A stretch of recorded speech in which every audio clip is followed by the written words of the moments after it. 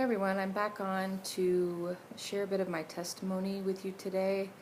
I haven't been on in a while to upload videos, but I intend to do that. I got some good words of exhortation and encouragement from some fellow YouTube videos that I watched, and I felt like that was confirmation from the Lord to not back down on sharing, because I think it'll make more sense when I share my testimony why I'm hesitant sometimes to put those things out, because I don't trust myself, which sometimes I guess leads to not trusting God and how He has spoken to me or things He has given to me. It causes me to doubt.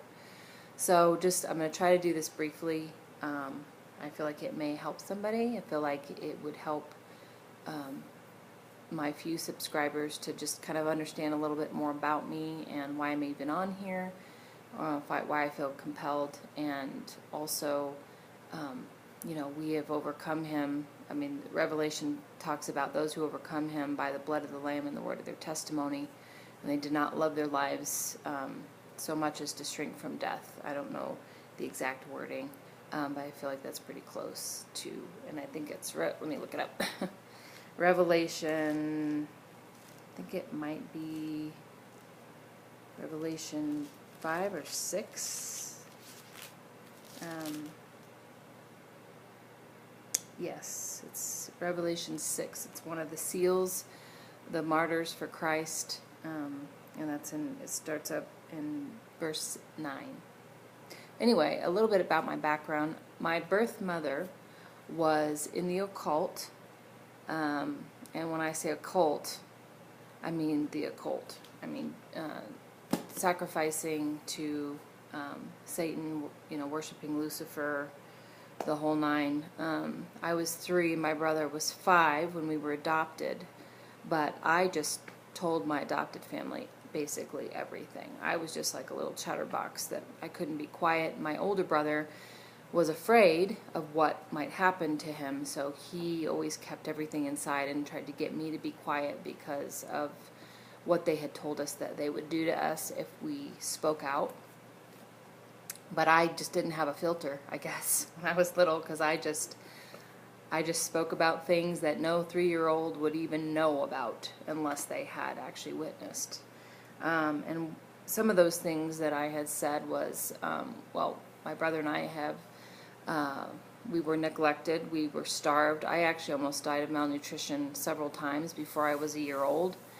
My mother didn't take care of me. I was told that she didn't really want me. She doted on my brother, but I was kind of forgotten about.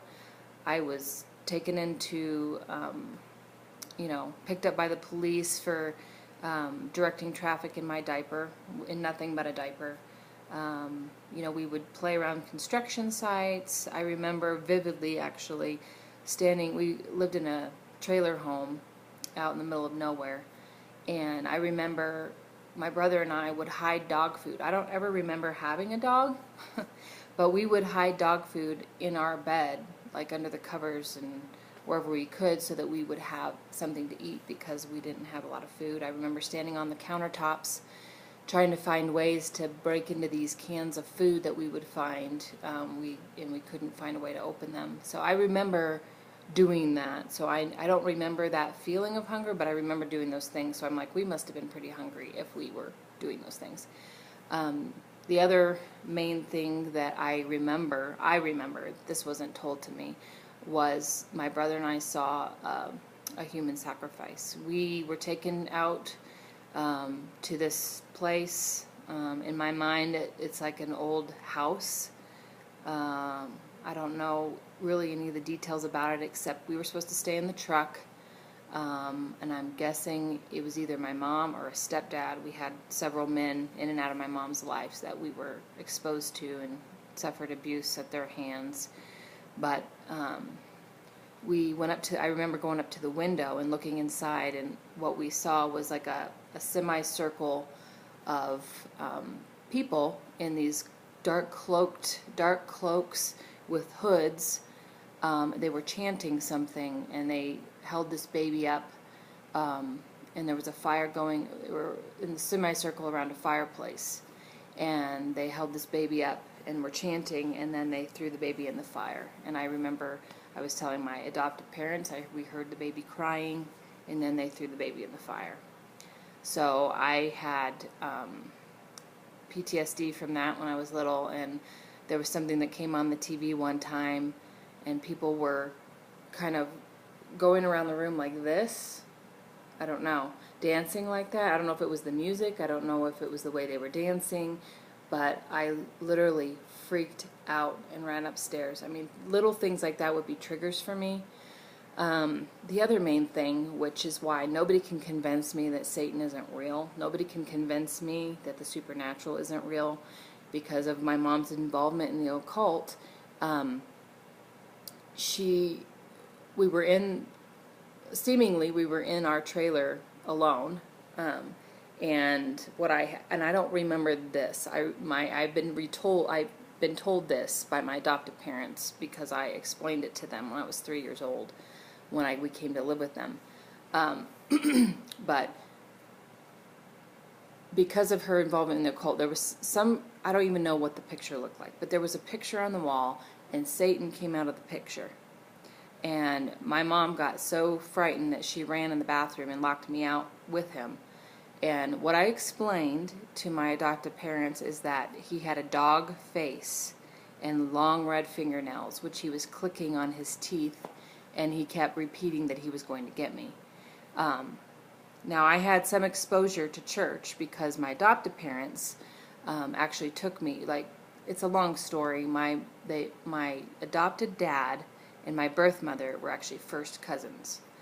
And they had a relationship with her because they were trying to help her out with us, because they felt sorry for us, and they knew she wasn't taking good care of us.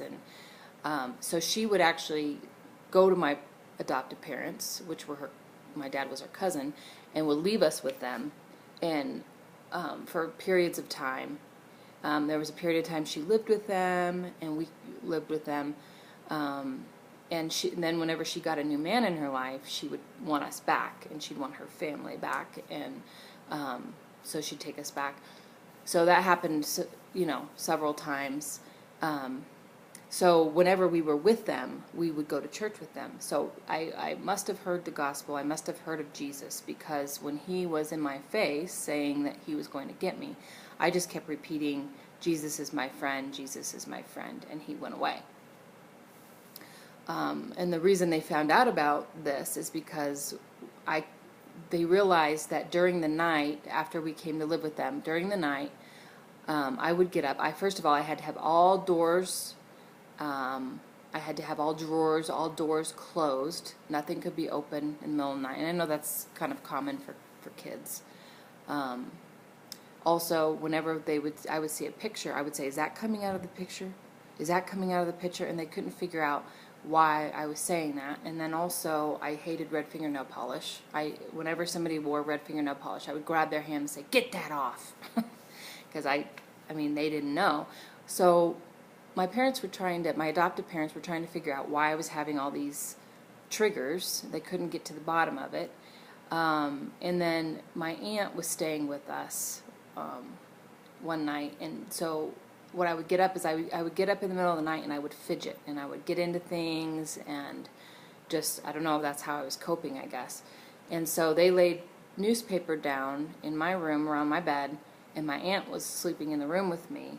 And so if I got up, she would hear me, and then she could maybe try and help me talk about what I was afraid of. So that actually happened one night, and she asked me what was I afraid of, and I told her Santa. Which they later found out what I meant was Satan. What's interesting to me, is if you rearrange the letters in Santa, it actually spells Satan. But anyway, that's besides the point. So this is when I told my aunt what I saw, and she said the hair on her neck stood up, and she called for my parents and said, bring the Bible. And I had seen a Christian counselor, and she did deliverance over us. I never got rid of the fear until I would say maybe 10 years ago, and I'm in my 40s now. So that fear has stayed with me. I've always been fearful of Satan. I would have dreams of little demons sitting up on my closet door, and I would, many nights, I remember as a young girl, I would, and I had the room in the basement, which is silly thinking back, why would I be in the basement when I had all these fears? But I would sleep with the blankets literally around my head, where I had like this much just to breathe, and that's how I would sleep every single night. The Lord delivered me from that.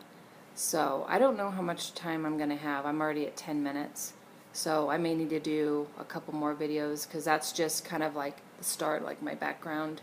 But basically, just to wrap it up, so because of what my mother was involved with, we believe she was murdered, or we don't think she committed suicide, because we got the police reports, and there was no powder burns on her hands or her clothes.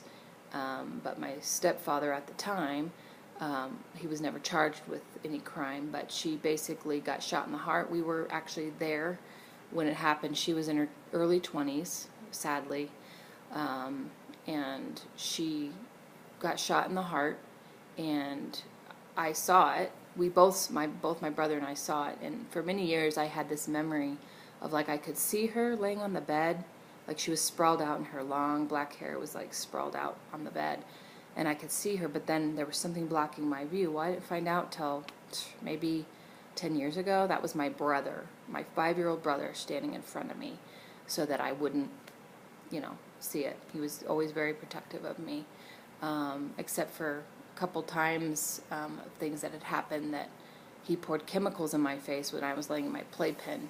I don't know if he was put up to it, or he was just, I don't know why. I mean, he was just a little kid himself, but that's really the only time that I remember him not being protective of me, and I almost died on the way to the hospital. So the devil's tried to stuff out my life, long before I even got, to kindergarten, and the Lord has preserved my life.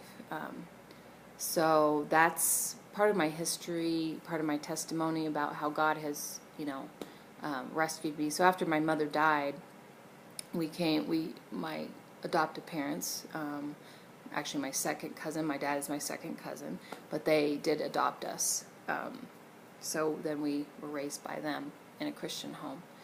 So even though it was tragic what happened to my mother, I feel like the Lord rescued us out of that, because there was physical abuse, emotional, obviously, abuse, neglect, and sexual abuse, which thankfully I don't remember any of that. My brother does. But anyway, I will continue probably with a part 2 of this, but I pray that this would help somebody or encourage somebody to share their own story of how God has worked in your own life and what He can deliver you from, and that you don't have to be a victim of your past. You can be victorious through Christ, and He can use everything for His glory. And all things work together for the good of those who love Him and are called according to His purpose. And I have found that true in my life. So we'll consider this part 1, and I will upload part 2 soon. Thank you, and God bless you.